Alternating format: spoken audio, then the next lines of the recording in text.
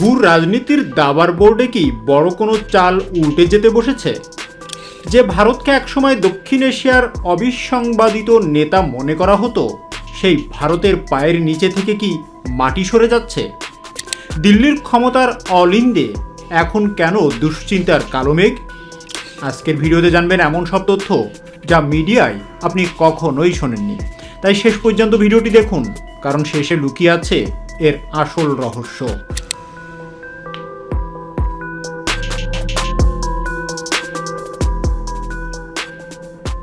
বিশ্ব রাজনীতিতে কোনো বন্ধু চিরস্থায়ী নয়, আর কোনো শত্রুও চিরস্থায়ী নয়। কিন্তু সাম্প্রতিক সময়ে আন্তর্জাতিক মহলে যা ঘটছে তা ভারতের জন্য এক অশানি সংকেত। আমেরিকা থেকে শুরু করে রাশিয়া, এমনকি ইউরোপের দেশগুলো যেন ভারতের দিক থেকে মুখ ফিরিয়ে নিতে শুরু করেছে। উল্টো দিকে তারা কৌশলগতভাবে হাত মেলাচ্ছে ইসলামিক বিশ্বের শক্তিশালী দেশগুলোর সঙ্গে। পাকিস্তান থেকে শুরু করে সৌদি আরব, কাতার কিংবা তুরস্ক।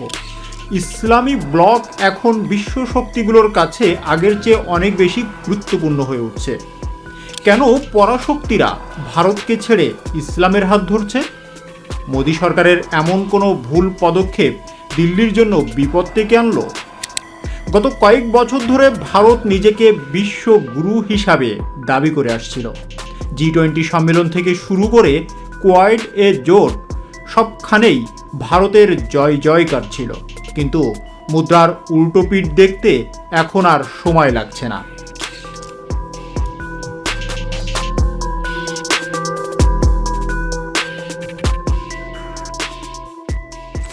আমেরিকার সাথে ভারতের সম্পর্কে ফাটল। খালিস্তান ইস্যুতে কানাডা এবং আমেরিকার সাথে দিল্লির যে টানাপোড়েন শুরু হয়েছে তা ভারতের আন্তর্জাতিক ইমেজে বড় ধাক্কা দিয়েছে। পান্নুন হত্যা চেষ্টা মামলা নিয়ে মার্কিন গোয়েন্দা সংস্থাগুলো ভারতকে সরাসরি কাঠগড়ায় দাঁড় করিয়েছে। একসময় যে আমেরিকা ভারতকে চীনের বিরুদ্ধে ঢাল হিসাবে ব্যবহার করতে চেয়েছিল, সেই আমেরিকাই এখন ভারতের উপর নানা নিষেধাজ্ঞা এবং সতর্কতা জারি করছে। অন্যদিকে রাশিয়ার সাথে ভারতের দীর্ঘদিনের বন্ধুত্ব চির ধরেছে।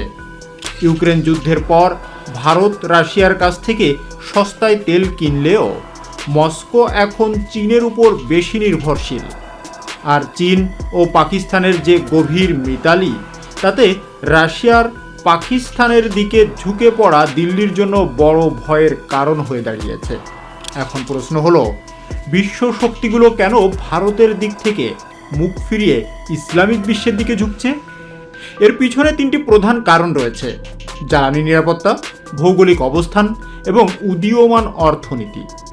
বিশ্ব এখনও তেলের উপর নির্ভরশীল। সৌদি আরব এবং সংযুক্ত আরব আমিরাতের মতো দেশগুলো এখন শুধু তেলের উপর বসে নেই, তারা ভিশন 2013 এর মতো প্রজেক্ট নিয়ে বিশ্ব অর্থনীতিতে নিজেদের অপরিহার্য করে তুলেছে। আমেরিকা বা ইউরোপ যদি এই দেশগুলোকে চটায়, তবে তাদের নিজেদের অর্থনীতি ধসে পড়বে। ফলে তারা ভারতের চেয়ে ইসলামিক ব্লকের স্বার্থকেই বেশি প্রাধান্য দিচ্ছে।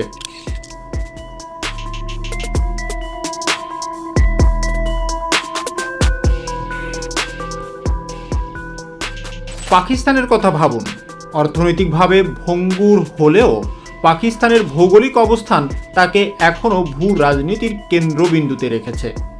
আফগানিস্তান থেকে শুরু করে মধ্য এশিয়া পর্যন্ত নিয়ন্ত্রণ রাখতে হলে বিশ্ব শক্তির কাছে পাকিস্তানের বিকল্প নেই। চীন তো আগে থেকেই ছিল, এখন আমেরিকাও আবার নতুন করে পাকিস্তানের সাথে সামরিক সম্পর্ক ঝালিয়ে নিচ্ছে। তুরস্ক এখন ন্যাটোর অন্যতম প্রধান শক্তি। কাতার বিশ্বের অন্যতম শীর্ষ গ্যাস রপ্তানিকারক এবং মধ্যস্থতাকারী দেশ। হামাস ইসরায়েল যুদ্ধ হোক কিংবা আফগান ইস্যু, বিশ্ব শক্তিগুলোকে কাতারের দরজায় গিয়ে কড়া নাড়তে হচ্ছে। ভারতের এখানে বড় কোনো ভূমিকা রাখার সুযোগ নেই। ভারতের পররাষ্ট্রনীতির এই বিপদের পিছনে আভ্যন্তরীণ রাজনীতিও অনেকটা দায়ী। বিশ্লেষকরা মনে করছেন, ভারতে ক্রমবর্ধমান ধর্মীয় মেরুকরণ এবং সংখ্যালঘু ইস্যুগুলো আন্তর্জাতিক মহলে দিল্লির ভাবমূর্তি ক্ষুণ্ণ করেছে। ইসলামিক দলগুলোর সংগঠন ওআইসি বারবার ভারতের অভ্যন্তরীণ পরিস্থিতি নিয়ে উদ্বেগ প্রকাশ করেছে। একসময় ভারতের সাথে সৌদি আরবের সম্পর্ক অনন্য উচ্চতায় ছিল, কিন্তু কাশ্মীর ইস্যু এবং ভারতের ভিতরের কিছু রাজনৈতিক সিদ্ধান্তের কারণে আরব বিশ্বের সাথে দিল্লির সেই উষ্ণতা কিছুটা কমেছে। আমেরিকা ও ইউরোপের দেশগুলো যারা নিজেদের মানবাধিকারের রক্ষক বলে দাবি করে, তারাও এখন ভারতের উপর চাপ সৃষ্টি করছে।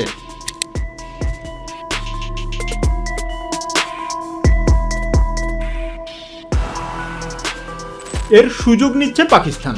তারা সফলভাবে আন্তর্জাতিক মহলে ভারতের বিরুদ্ধে প্রোপাগন্ডা চালাতে সক্ষম হচ্ছে যে ভারত আর আগের মতো ধর্মনিরপেক্ষ এবং গণতান্ত্রিক দেশ নেই। এই ন্যারেটিভ পরাশক্তিগুলোকে ভারতের বদলে অন্য বিকল্প খুঁজতে প্ররোচিত করছে। সবচেয়ে আশ্চর্যের বিষয় হলো পাকিস্তানের ঘুরে দাঁড়ানো। যে দেশ দেউলিয়া হওয়ার পথে ছিল, তারা কিভাবে আবার বিশ্ব শক্তিদের প্রিয় পাত্র হয়ে উঠছে। সম্প্রতি IMF থেকে ঋণ পাওয়া এবং সৌদি আরব ও চীন থেকে বড় অঙ্কের বিনিয়োগ নিশ্চিত করা পাকিস্তানের জন্য বড় জয়। পাকিস্তানের সামরিক নেতৃত্ব এখন সরাসরি ডিপ্লোম্যাসিতে অংশ নিচ্ছে। তারা আমেরিকাকে বোঝাতে সক্ষম হয়েছে যে দক্ষিণ এশিয়ায় স্থিতিশীলতা বজায় রাখতে ভারতের চেয়ে পাকিস্তান বেশি কার্যকর হতে পারে। বিশেষ করে চীনের বেল্ট অ্যান্ড রোড ইনিশিয়েটিভ প্রকল্পে পাকিস্তানের গুরুত্ব অপরিসীম। চীন চায় পাকিস্তানকে ব্যবহার করে আরব সাগরে পৌঁছাতে। অন্যদিকে আমেরিকা চায় না এই অঞ্চলটি পুরোপুরি চীনের দখলে চলে যাক। এই দুই পরাশক্তির প্রতিযোগিতার সুযোগ নিয়ে পাকিস্তান এখন দুই নৌকায় পা দিয়ে ফয়দা উঠছে। আর এটাই দিল্লির কপালে চিন্তার ভাঁজ বাড়িয়ে দিয়েছে। ভারত কি তবে সত্যিই একা হয়ে পড়ছে? মোদী সরকারের সামনে এখন কঠিন পরীক্ষা। একদিকে চীনের সাথে সীমান্ত সংঘাত, অন্যদিকে পুরনো বন্ধুদের দূরে সরিয়ে যাওয়া। দিল্লি এখন এক বহুমুখী সংকটে।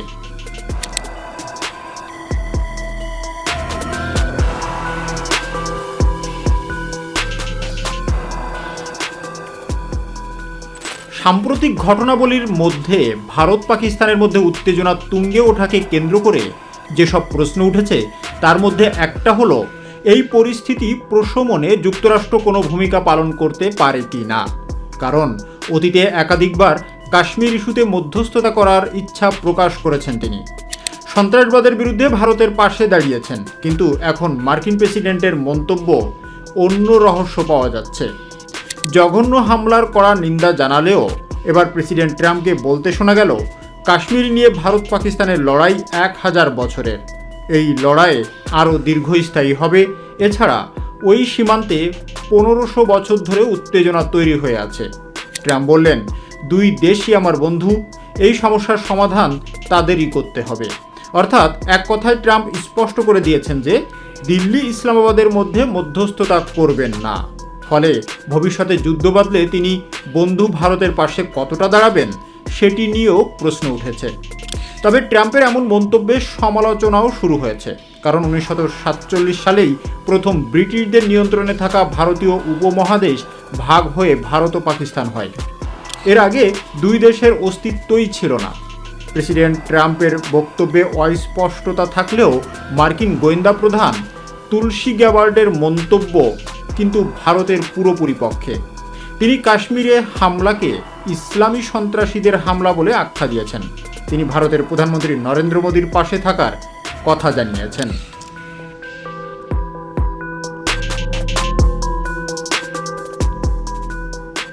ভারত যদি তার পররাষ্ট্রনীতিতে আমূল পরিবর্তন না আনে এবং পশ্চিমের সাথে সম্পর্ক মেরামত না করে, তবে আগামী দিনে বিশ্ব রাজনীতিতে দিল্লি অপ্রাসঙ্গিক হয়ে পড়ার ঝুঁকি রয়েছে। বিশেষ করে ইসলামিক ব্লক যেভাবে ঐক্যবদ্ধ হচ্ছে এবং পরাশক্তিগুলো যেভাবে তাদের দিকে ঝুঁকছে, তাতে ভারতের পাশ্চাত্য ও প্রাচ্যের সেতুবন্ধন হওয়ার স্বপ্ন মুখ থুবড়ে পড়তে পারে। আন্তর্জাতিক রাজনীতিতে ক্ষমতার ভারসাম্য সবসময় এক জায়গায় থাকে না। আজ ভারতের কপালে যে দুশ্চিন্তার ভাঁজ দেখা যাচ্ছে, তা আগামী দিনে বিশ্ব মানচিত্রে বড় কোনো পরিবর্তনের ইঙ্গিত কি না, সেটাই দেখার বিষয়।